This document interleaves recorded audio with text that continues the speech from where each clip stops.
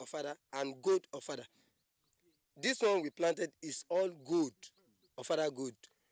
When you even people that have diabetes, they even rush. Doctor used to tell them that they should go for ofada instead of those white one.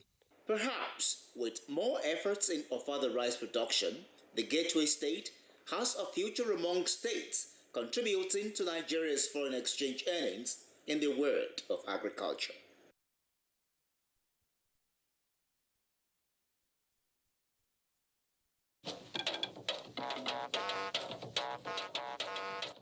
When you hear that sound, you know that Nigeria's most authentic newscast is about to begin.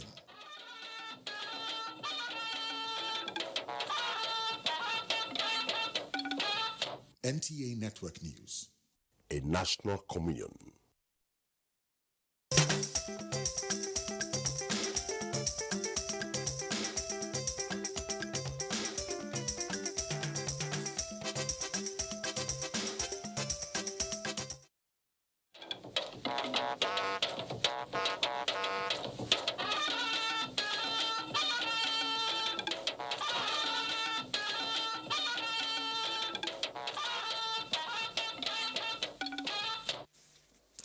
Hello there, it's time for Weekend File on the NTA. We are live in Abuja. Record has it that over 821 million people across the globe were food insecure in 2019, primarily driven by conflict and social unrest. The World Food Programme estimates that this number could exceed 1 billion, given the impact of the COVID-19 pandemic, extreme weather conditions and economic shocks, as well as job losses, declines in remittances and disruptions to supply chains and trade. Attaining food security in the country requires a collective and urgent collaborative action between the public, private, non-profit and development sector to feed our most vulnerable, increase farmers' productivity, reduce the high rates of post-harvest losses, enhance value addition and local processing, and ensure market linkages. Essentially, the need to increase the availability and affordability of food in Nigeria cannot be overemphasized. A lot is being done in that regard anyway by relevant authorities, particularly the federal government. We have two guests tonight. Kabiru Ibrahim, the president of All Farmers Association of Nigeria, and Uche Godwin, president, Maize Growers, Marketers and Processors. They will guide us into areas we need to know on the matter, while detailed reports from across the zones will enlighten us further on our topic tonight, ensuring food security in Nigeria. Thank you for joining us. I am Kenan Ima Aburiken. First, the news.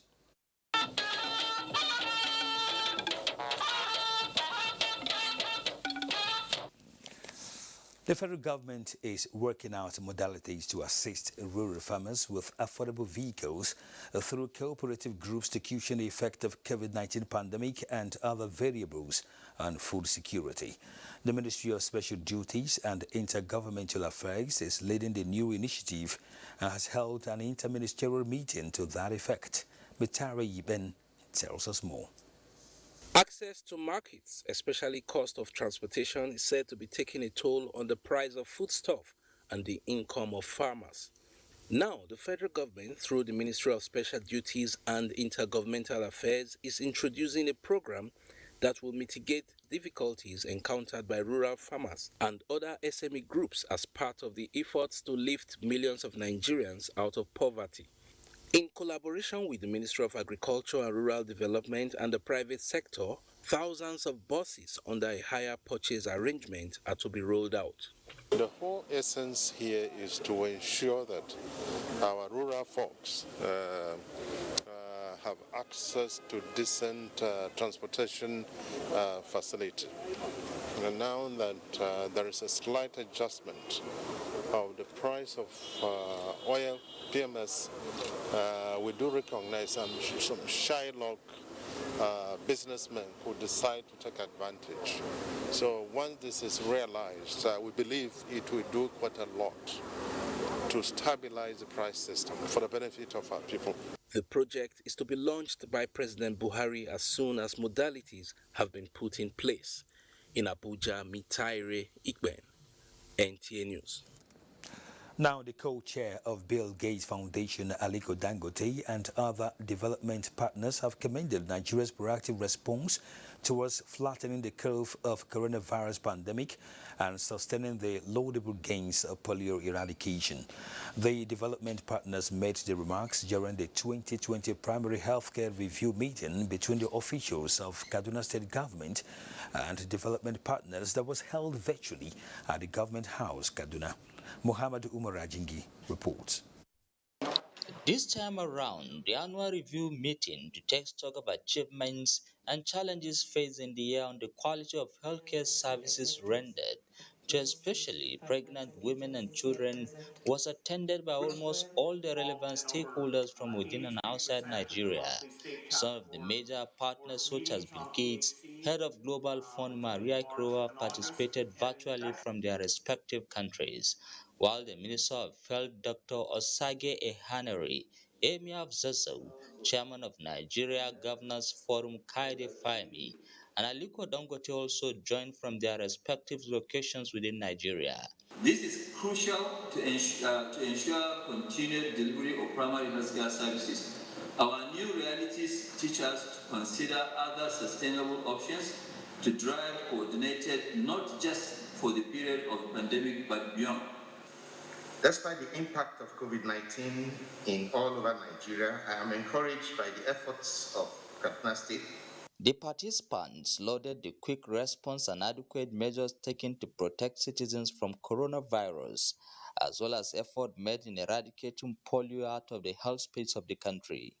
Your Excellency, Your Royal Highness, Honorable Commission, Kaduna's entire health team and its many partners, congratulations. Governor Rufai enumerated the gains made generally in improving on healthcare services. The COVID-19 pandemic has exposed the fragility of our public health system. We are using the opportunity of this pandemic and the extra resources we are getting as support from donors to strengthen our healthcare system as a whole and prepare for the next pandemic by the grace of God. The stakeholders' engagement ended with new resolve and commitment from the development partners to bringing more support to Nigeria. In Kaduna, I am Muhammad Umar Ajingi, NTA News. The Nigerian military has been commended for restoring peace and normalcy in the northeast region of the country, which over the years has been bedeviled by Boko Haram insurgents. Global Amnesty Watch, in collaboration with Civil Society Organization of Nigeria, gave the commendation at end of post-Boko Haram assessment tour of the Northeast. Simon Asha tells us more. The devastating effect of Boko Haram insurgents in the northeast region of the country resulted in destruction of lives and property, with displaced people in search of a living. The narrative has speedily changed, with the intervention of Nigerian armed forces restoring peace and hope to the affected communities, as people now go about their socio-economic activities devoid of any fear of the unknown. We have actually achieved a major breakthrough when it comes to the issue of insurgency in Adamawa states. Our hope is that this peace has come to stay. The success story necessitated the post-Boko Haram Peace Assessment Tour by the Global Amnesty Watch in conjunction with Civil Society Organization of Nigeria. The military have recaptured all local government councils in the state, hitherto taken by the insurgents, and freed all captives, and the state has remained peaceful till date, while law and order have been restored. Peace have returned to the northeast region, most especially Adamawa State. In Yola, Simon Asha, NTA News. We now go to infrastructure, where the new approach which engineers and the Regachukun Bridge have adopted in fixing the first portion of the bridge which caved in is yielding desired result. Abdullahi Mohammed reports that one of the latest approaches was to reduce the water density on the transition bays. Being an environment where water meanders 365 days, and the fact that the damage to the bridge came at a time when water levels were at their peak, the engineers are treating the base of the bridge with a cocktail of defense mechanism to safeguard it against the impact of water. After a series of layers of boulders and concrete to fill the transition base, a basket of an iron rod is now being laid where casting will follow to serve as a buffer against the negative effects of rainfall on the base of the bridge. With the pace at which the engineers are fixing the damaged portion of the closed bridge, reopening it may not be far away. The alternative bridge, which is in use now, also begs for attention, but it is the saving grace for now. In Kaduna, Abdullahi Muhammad, NTA News. In politics, the People's Democratic Party, PDP, in Ondo State has flagged off its governorship campaign ahead of the October 10 governorship election. The party's governorship candidate, Eyitayo Jegede, while receiving the party's flag, said his mission is to ensure that poverty and hunger are no longer problems in Ondo State. Abiola Rio reports.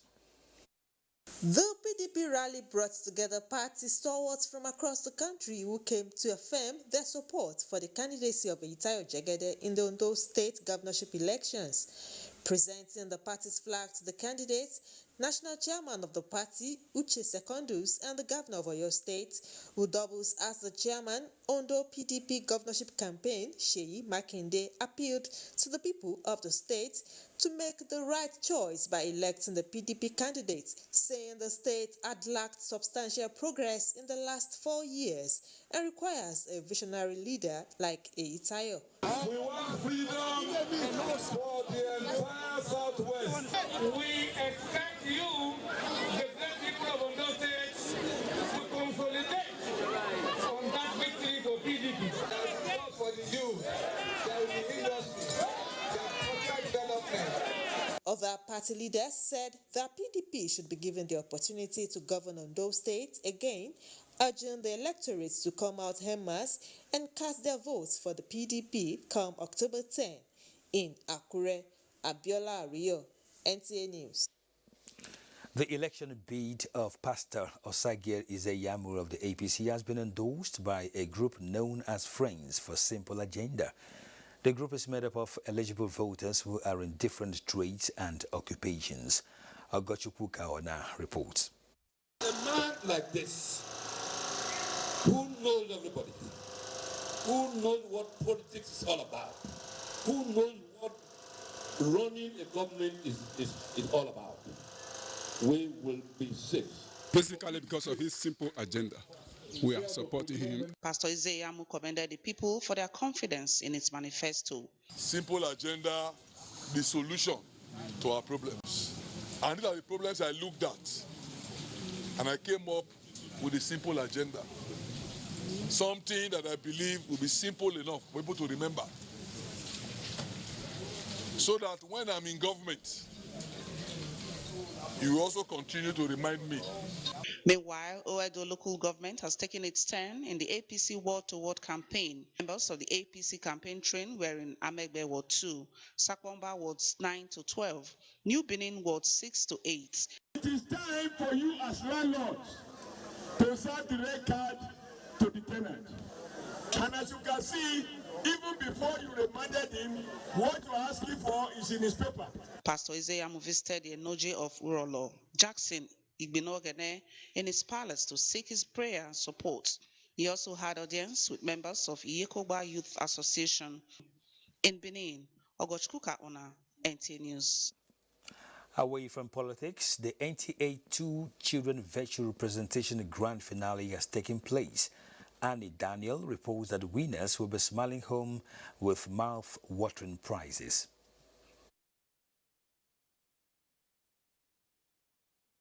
Paper presentation is in two categories for children between ages 8 and 11 and between ages 12 and 15. The topics were on issues surrounding the COVID-19 pandemic. NTA 2 management says the initiative is to give children a platform to speak out as well as gain more knowledge on the issue. Hear how children share their own experiences as they stayed within the COVID-19 era and had experienced tremendous levels of skills. COVID became a phenomenon that linked the world. Young people now have a heightened awareness about global issues. At the end of the day, if you don't speak out, psychologically, this thing will bring you down. The keenly contested competition had a total of 10 participants who displayed a high level of intelligence and knowledge. I use this period to achieve so many things which they are not taught in school. Some of the achievements include participating in household washing and cleaning activities. Nigeria is a developing country. Online classes is good for the future, but it has some disadvantages. The competition is expected to produce 3 winners. Prizes will be presented on Monday by 1 p.m. at the Postmortem Hall, NTA 2 Lagos, to the winners. They'll be invited because you cannot present a product virtually. So they'll be invited, and of course, we will adhere strictly to COVID-19 protocols of social distancing. The NTA 2 Channel 5 online virtual children's paper presentation is the first in the series. In Lagos, Annie Daniels, NTA News. Thank you, Annie. Now, our 2 guests tonight are waiting for the conversation on food security. Kabiru Ibrahim, President, All Farmers Association of Nigeria, who will link up with us via Zoom from Katsina, and Uche Edwin, President, Maize Growers, Marketers and Processors, is with us here in the studio.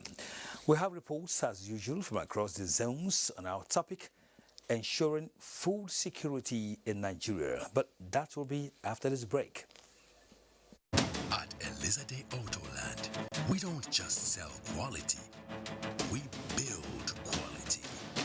JAC Motors, assembled in Nigeria by Elizade Autoland.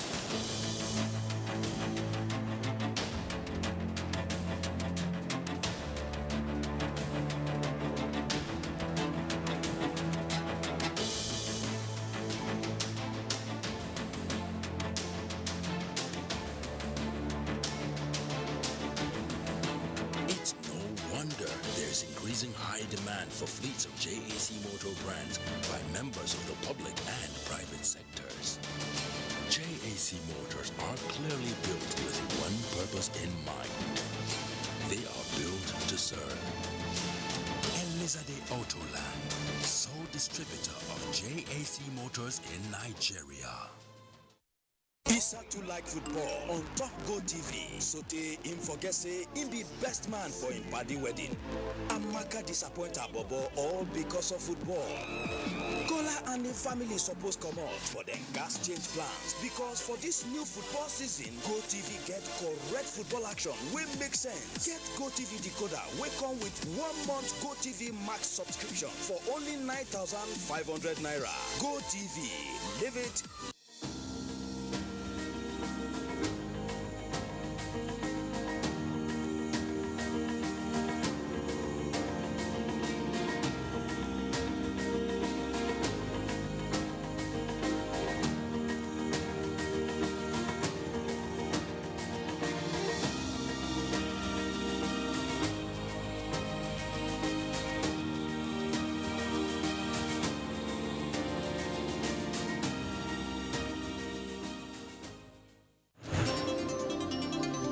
NTA News 24.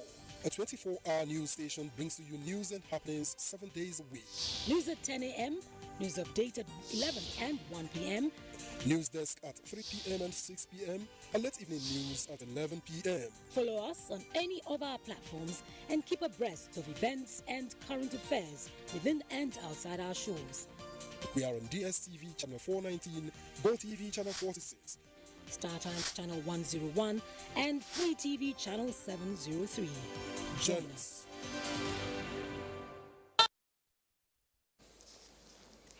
Thank you for staying with us on Weekend File. Since coming to power in 2015, the Buhari administration has left no one in doubt regarding its determination and commitment to diversify the nation's economy through agriculture. The ultimate objective is to achieve food sufficiency and security. As President Buhari always insists, Nigerians must grow what they eat and indeed eat what they grow. How far? So far. State House correspondent Adamu Sambo sets out to find out. All started with the launch of the Anchor Borrowers Program of the Central Bank of Nigeria, as well as the Presidential Task Force on Rice, thereby unlocking the potentials of the rice subsector of Nigeria's agroeconomy. Consequently, rice farmers in Nigeria significantly increased to more than 12 million, producing nearly 20 million metric tons of the commodity per annum. Rice import bill was therefore cut down by over 90%, saving for Nigeria millions of dollars in foreign exchange. Sincerely and categorically say that there is no adjective that is strong enough to thank you for what you have been doing to agriculture and by extension to Nigeria as a whole. If we sustain the momentum, as I'm sure we will soon be in the league of top rice producers in the world. Thankfully, Nigerians have now woken up to the fact that it is an embarrassment for us as a nation to import most of what we eat, given the great natural gifts of our country. There is also the Presidential Fertilizer Initiative, now delivering commercially significant quantities of affordable and consistent high-quality fertilizers at the right time to the Nigerian farmer. In March 2018, President Muhammadu Buhari inaugurated the National Food Security Council to, amongst others, continuously assess agricultural policies as well as explore and nip in the bud issues capable of creating food security crisis in the country. However, with the lingering COVID-19 pandemic, food prices continue to surge with their ability to threaten genuine efforts at achieving national food security. At the last meeting of the National Food Security Council, President Muhammadu Buhari reassured the nation that his administration will neither waver nor lose focus in its quest for food security.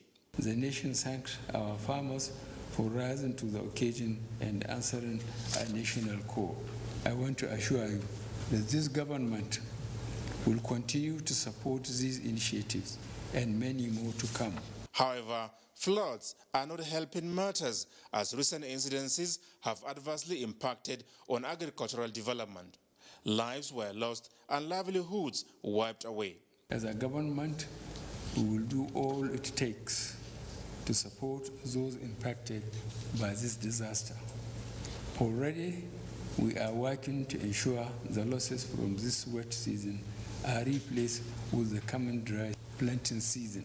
And as government rolls out the economic sustainability plans and sets goals for national food security, far-reaching measures have been introduced to boost local agriculture. One of such is the presidential order to the Central Bank of Nigeria that nobody importing food or fertilizer should be given a kobo from the nation's reserves. This, without doubt, holds the promise of hope for the nation. The growth of the sector leaves no room for complacency. I urge that we all work hand in hand to ensure the protection of our nation's food basket. But with the COVID-19 pandemic still ravaging the global community and flood waters wreaking havoc in parts of the country, only time will tell if the food supply systems will remain stable. In Abuja, Adamu Sambu, NTA News.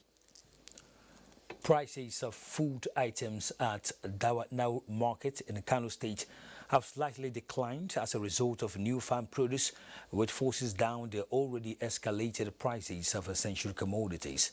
Yahanaso Hassan Barau reports that middlemen have cashed in to make a brisk business, which further compounds the situation. Strategic nature of the Wano market makes it a commercial hub for grains business not only in Kano State but the entire country and some sub-Saharan Africa, with a daily turnover of more than 300 million naira. Commercial activities are at their peak at a season like this as market forces push prices of grains slightly lower. Though there is public outcry of high cost of food items in the country, the situation is gradually changing at the market with the influx of new farm produce. Before now, a bag of millet is being sold at 20,000 naira, but now sells at 14,000 naira. Likewise, guinea corn is now 17,000 naira as against 19,000 naira. New maize has forced the price of the old one to 17,000 naira as against 21,000 naira. The reduction in prices of food items at the Wano market are further compounded by middlemen who took over the marketing of the commodities.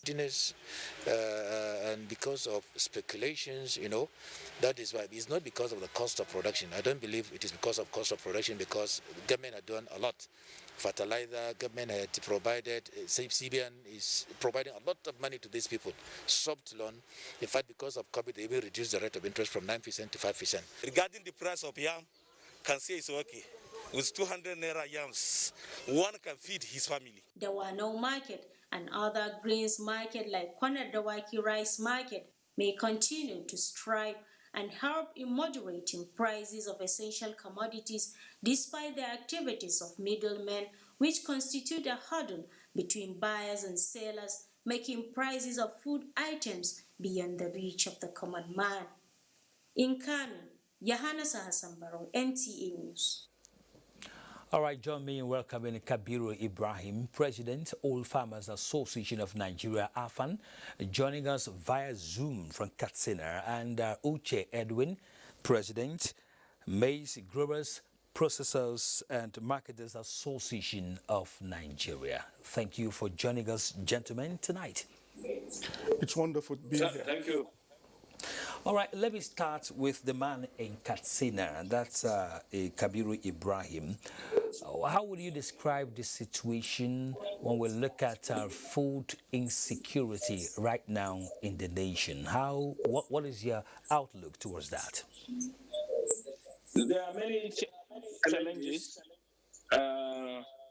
Flooding is going to compound it, but luckily, come November, these things will take shape. A lot of these things that are expensive are going to come down, and we're hopeful that our people will do the dry season farming. So we are very hopeful that the situation will not deteriorate. All right, that's Kabiru Ibrahim's first submission on tonight's discussion. He understands that there is actually a problem somewhere in terms of our food security in our country at the moment. But let's turn to the man in charge of Maize Growers, Processors and Marketers Association of Nigeria. That's Mark Paman, Edwin Uche, right here with me in Abuja. You heard your colleague there, yes. Kabiru Ibrahim from Katsina. He has acknowledged the fact that there is a problem at the moment. How do you react to that? Yes, first I want to formally align with his comments on the issue of food scarcity and food insecurity challenges we're having in the country as I speak to you now. There are serious issues that has to do with food challenge in Nigeria.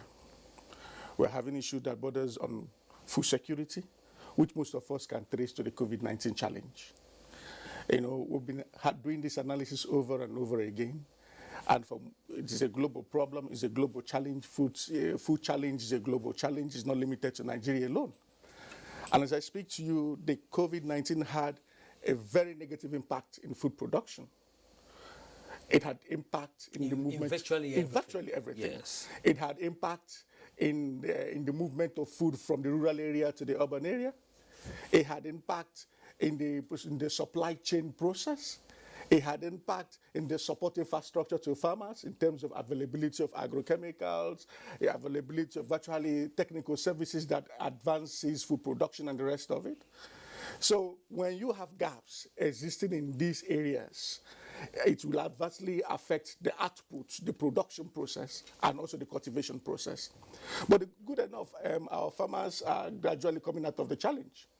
I must say this, because the COVID-19 distanced everybody from the commercial activity globally. So we are all aware that you have to keep away, you have to distance yourself, you have to stay at home, you have to observe some very key issues medically. And as that goes on, production dropped. There was no production taking place, you know. But with the understanding of how best to manage COVID-19 globally, governments and nations are beginning to take proactive steps in also managing food shortage that the COVID-19 brought into play. So today, like most of us are aware, the COVID-19 affected wet season farming. And because it affected wet season farming, it also affected the output we're expecting from wet season farming to cushion the gap in the food, in the food processing, the food availability in the society. So we are looking at a situation whereby if we're able to strengthen, if we're able to come out of the challenge in the wet season farming, in the dry season farming, we'll be able to consolidate on the production coming from the rural area, coming from the farms, coming from the agricultural sector to bridge the gap we've already had, we're having in the food, in the availability of food, in our food security issues. So we like the president of AFAN have said, we strongly believe with the dry season farming, we will be able to bridge the gap existing, and also that will help bring down the cost of food and also make food available to our people.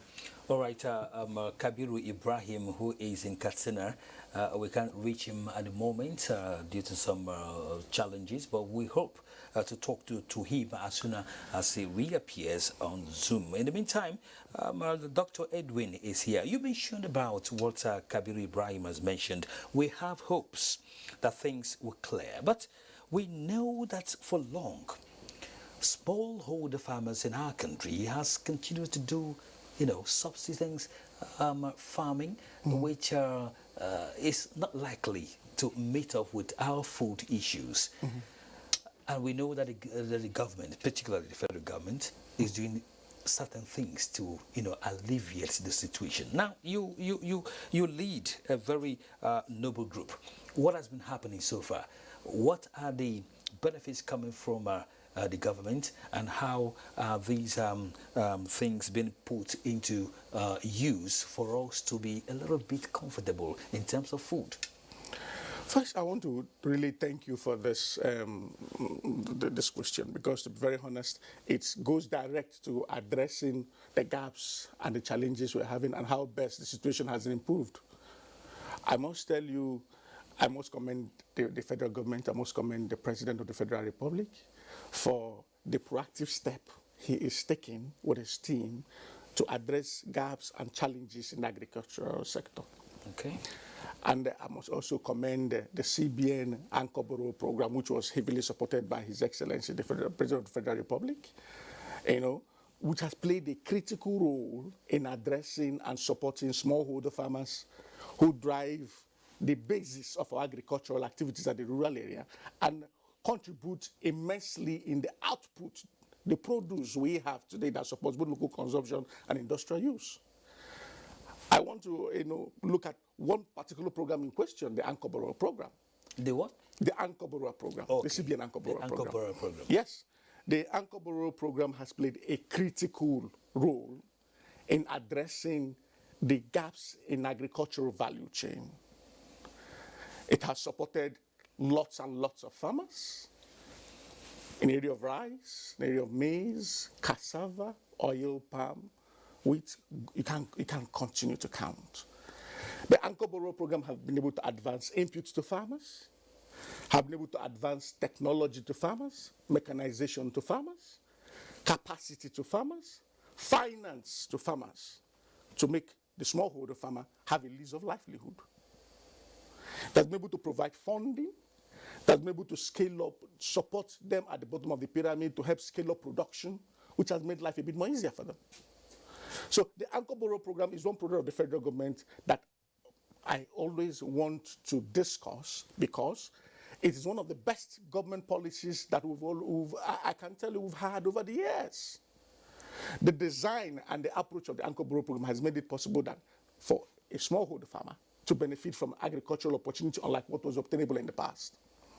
So the output from the program has made it possible for us to have enough to support industrial use, bridge the gap we've had over the years before the advent of the program, and also give hope to the farmers that more people can come in, grow maize, for example, become self-sustaining as an individual, build the economy as a person, come out of poverty, create employment, empower our youth and women, and create opportunities. So the federal government is doing enough.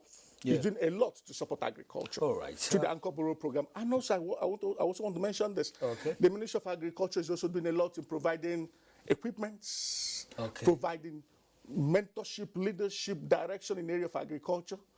And the Ministry of Trade and Investment is also doing a lot in supporting, the commodity associations, mentoring them to be able to understand how best they could be able to grow these commodities in order to be able to deliver value to stakeholders and make life more meaningful for Nigerians. All right, I'm happy we're in the studio together.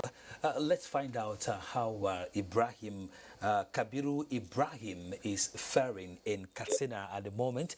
Kabiru Ibrahim, if you're still there with me, let's find out exactly what your members are feeling as we continue to look at ways of, arresting this ugly situation of food insecurity in our country.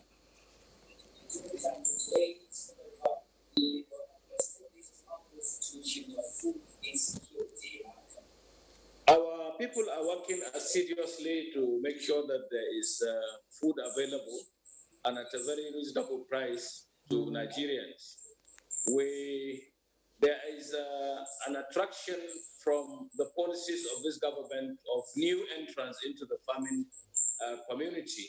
So we believe that a lot of produce is going to come on in Kabiru Ibrahim.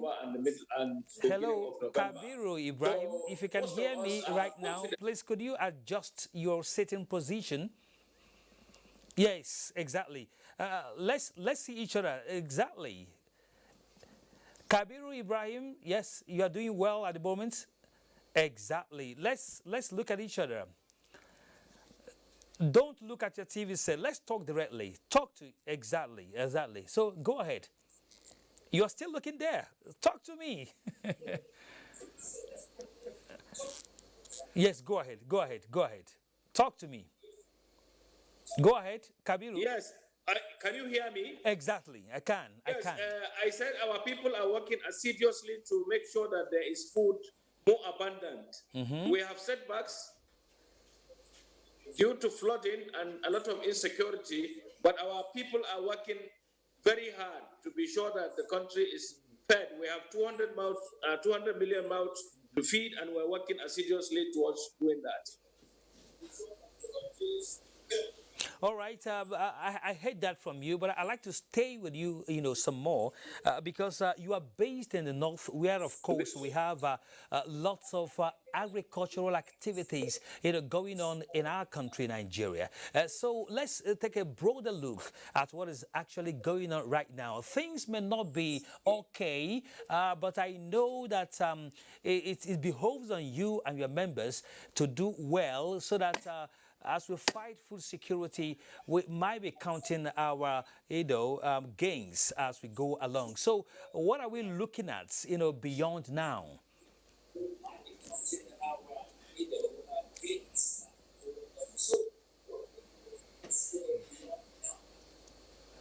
You see, the flooding is a setback, it's a risk factor to food security, but I told you earlier on that our people are going to do dry season farming.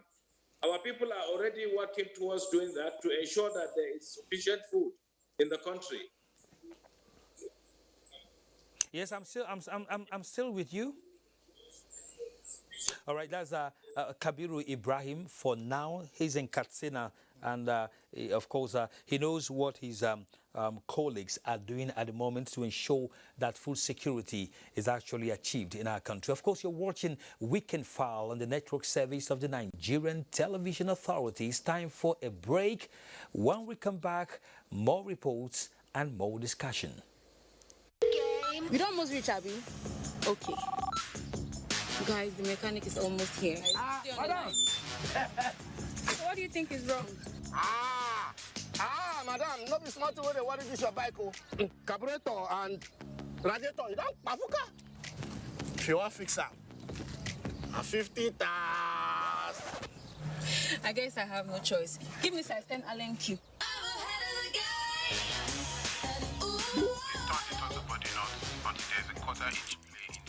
Madam, the top don't spoil now. You need to buy new one. New one at 16,000. Thanks for the help, guys. I'll be on my way now. For renting your tools. Do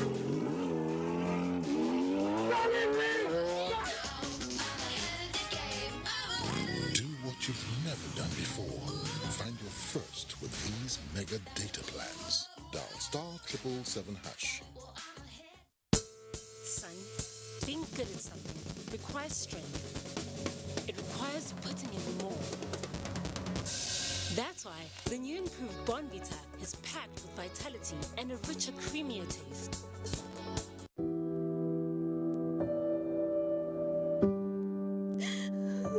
She cries. She cries in anguish and in pain. She bears the scourge of her grief. She toils in vain for justice and succumbs to silence. He gloats over his malady. Like a beast, he pounces with no remorse. Her cry means nothing. Her pain feeds her shame. Like an orphan, she's left to grieve in solitude. But no more will she cry in vain. Her adversaries will henceforth bear the brunt of their cruelty. Rape is evil. Rape is a plague, a pandemic of monumental consequences. We must unite and kick it out of our society. Connect with NTA and stand against rape and rapists. This message is brought to you by the Nigerian Television Authority, NTA. Welcome back to Weekend File. Various intervention programs of the federal government and the agricultural sector, as well as the ban on importation of some food items, encourage the consumption of locally produced commodities and earn farmers more income, and thereby increasing the gross domestic product (GDP) of the country. However, with the much availability of food items in states of the Federation such as Ebonyi, Chika Okorie sought to know the reason for the hike in their prices even at harvest season. World Bank data 2016 puts the country's agricultural landmass at 708,000 square kilometers, out of which Ebonyi State has 5,538. Little wonder, farming is the mainstay of the people who cultivate a wide range of fruits and cash crops. For instance, the state produces 1.3 million metric tons of rice per annum. Despite bumper harvest this year, access to locally produced food items by consumers appears to be challenging due to artificial scarcity. Farmers have suffered a lot, especially in this year. This produce we made this period, we have to hold it so that when the time we shall sell it, we shall make gain. Our farmers in Nigeria are very, very greedy. They are not actually making use of that window which Mr. President has created for them. You can't imagine a bag of local rice costing about 25,000 naira. No, government is doing great, going into dry farming now. I know Ebonyi State has queued into that farming system. At a time, Nigerians are trying to overcome the effects of COVID-19. Respondents argue that hoarding of food items is least expected. It tells more on the income of the consumers. In the process of overstorage most of these goods will get expired. In order to crash the prices of foodstuffs, stakeholders suggest the option of regulating activities of middlemen. In Abakaliki, Chika Okore, NTA News. And following the improved security situation in the frontline local government areas of Katsina State bedeviled by the activities of armed bandits, bumper harvest is being recorded and the availability of assorted food items at various markets in the state. Mohammed Salisu Awal visited Dandume and some major markets in the state and now reports. This is Nduma Market, one of the major grain markets in Katsina, as the area is one of the food basket of the state, especially in the production of maize, guinea corn and millet. Prior to the current security challenges, coronavirus pandemic and the ongoing national border drill, the market serves communities of Zamfara, Kebbi, Sokoto, Kaduna State, as well as neighboring Republic of Niger. In spite of all these challenges, the area is recording bumper harvest that led to the availability of assorted foodstuffs at Nduma Market. With the improvement of security, there is increase in foodstuff at the market, as the fresh grains have started flooding the market. Customers from neighboring states are trooping to the market for the purchase of the grains for retail and domestic purposes. Paddy rice, last week, the price is 18,500. Last week, 16,500. This week, 14,500. The assumption of many on the increase of price of most of the grains are quite reasonable at Nduma Market. A bag of old stock of maize is sold between 19 to 20,000 naira, while that of fresh maize is sold between 13 to 14,000 naira. Beans, one of the commonly used farm produce, is sold at 19,000 naira per bag as against 20,000 naira. A bag of paddy rice is now 16,000 naira, while 40 measures of the thresh rice is sold at 50,000 naira per bag. Price of millet, which is commonly used domestically, especially in the northern part of the state, is sold at 500 naira per measure, as against 550 naira for the old stock. In Katsina, Mohammed Salis Awal, NTA News. All right, let's quickly go to Katsina again, where Kabiru Ibrahim is still standing there to talk to us. Kabiru Ibrahim, while we actually appreciate what you and your members in the All Farmers Association of Nigeria are doing to sustain food security in our country, but what do you think should be done about the hike in prices of some of these food items, even as they come out from the local areas?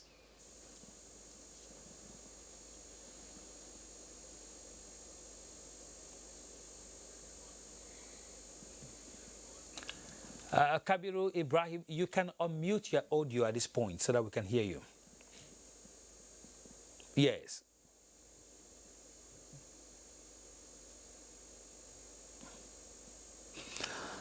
All right, while Kabiru tries to do that, let's quickly come back to Abuja here, where, of course, Dr. Uche Edwin is. I was talking to him about hike in prices of food items. You see, that is where the masses are really groaning. Even when we know the food security is intact, you know, based on what your association and the rest are doing, plus what the federal government is doing, even at state level and local government level, there is still hike in the prices of food commodities. Why is that, and what do we do about that?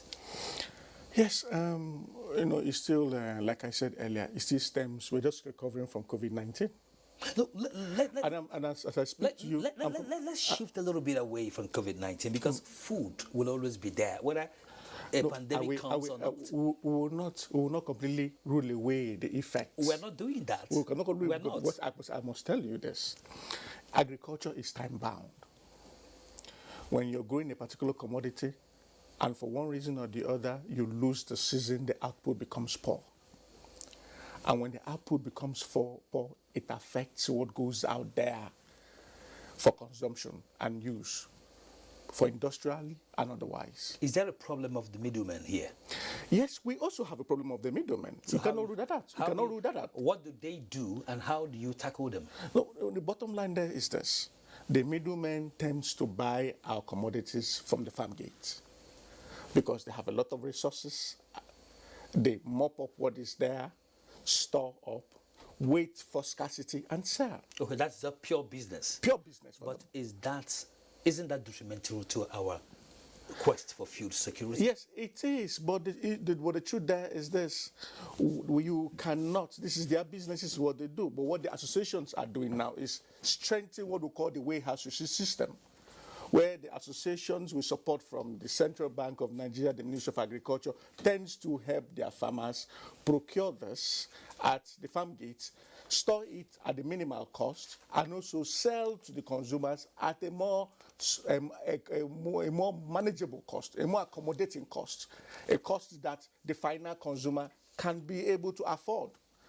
You cannot completely rule out the challenge and the existence of middlemen, but with what is going on, for example, in the Anchor Road program, where you already have an off-taker infrastructure being put in place to support the procurement of whatever the farmer have grown, it helps to weaken the effect of the middlemen. It helps to open up the markets and allow our consumers have an opportunity of buying this product at a more lower cost. So a lot is being done to address the effects, the negative effect of the middlemen in the market chain. And we will get there. Yes, surely we'll get there. I'd like to thank you, Dr. Uche Edwin, President, Maize Growers, Processors and Marketers Association of Nigeria, Mark Paman. Thank you for coming on Weekend File tonight. You're also, Kabiru Ibrahim, President of All Farmers Association of Nigeria, who is in Katsina. Thank you for your input tonight on Weekend File. We will take a final break now and return to conclude the program. Thanks indeed for staying. From dusk to dawn, 24 hours a day, NTA International is with you in your living room, office, everywhere and anywhere. We provide the company you desire in terms of balanced and up-to-date news, programs and the best of entertainment. Tune in to DSTV channel 251, GoTV channel 91, Freeview UK channel 264, or you can download www.visiontv.co.uk. App for iOS or Android, Intelsat 901 degree east. You can also see us on Facebook and YouTube for quality content on the go. NTA International, Africa's window to the world.